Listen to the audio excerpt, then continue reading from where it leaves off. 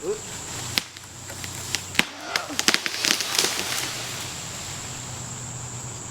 exact way I didn't want it to go.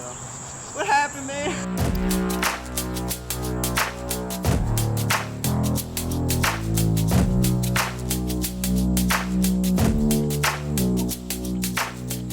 In one sentence, if someone had never heard the term martial arts, how would you define it? I think most people break down the word martial arts and say the art of war, because I think, like, linguistically, the word martial comes from the Roman god of war, Mars, so they say the art of war.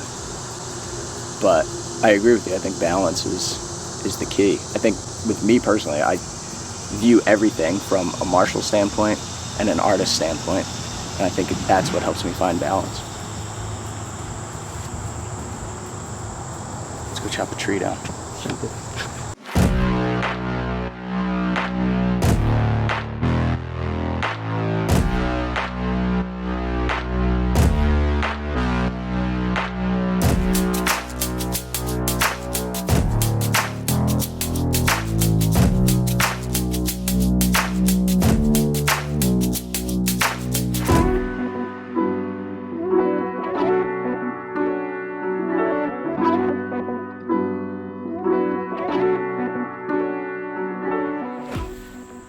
Chopping wood is fun. It's a good workout, but it's one of those things where you gotta stay focused.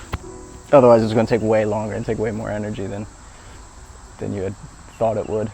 It's a good feeling when the tree actually goes down, though. I was watching videos on YouTube of how to properly block wood, which is hitting it at that 45-degree angle and then meeting at the center. You know, it's not just about swinging the axe hard, it's about staying on the path, trusting the process, meeting in the middle. Especially when you get towards the end, you want to just hit it right in the center. But it actually takes a lot longer if you do it that way. I'm not ashamed to admit that I'm still learning with these things. Just learning how to, it's my first home, so first couple times chopping trees down. But check back in a couple of years, I'll be better. Still a white belt. I think it's always good to have that beginner student mindset with anything that you do in life. Even though I've been doing martial arts for over 20 years, I still very much feel like a beginner, which helps you to stay eager to learn and improve, keeps you humble. A lot of people will categorize martial arts by mind, body, and spirit. You know, mind being the internal, the brain, dealing with doubts and fears, overriding that with confidence. The physical being your body, the movement, what most people see when they watch fights and boxing matches. And then the spiritual, the way that I define the spiritual is working in cohesion with everyone and everything in nature, and working in harmony with that. Thinking about my career with martial arts and YouTube especially was, I think uploading videos, sharing videos acted as a journal. They were kind of journal entries of showing what I was learning at the time and my progress. And I remember talking to Coach Kieran Fitzgibbons of CSA Gym. He's someone who I very much consider a coach and mentor. And it was at a time where I was experiencing some self-doubt, and he gave me some pretty sage life advice. He said, look, you might not be a world champion fighter, but if you wanted to, you could be. He said, you might not have world champion fighters underneath of you or belts on your wall, but if you wanted to, you could. He said, but you want to be the best at what you do, which is sharing online martial arts content, and you are the best at that. And it was a huge compliment from someone like him, but that was a pivotal point in my life, just hearing those words, because I had decided then that I really wanted to switch focus and switch gears to be more of a coach. I think that was always my plan. Even when I was young, I'd always looked up to my coaches.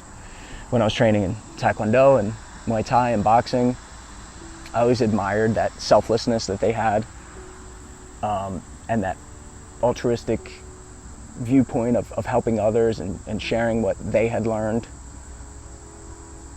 And these days I've taken a step back from sharing video content because I'm spending a lot more time working with others in the gym, getting them prepared for fights, and really helping others reach their goals, whether that be to get in shape physically, to build up their self-confidence, or to get that belt around their waist.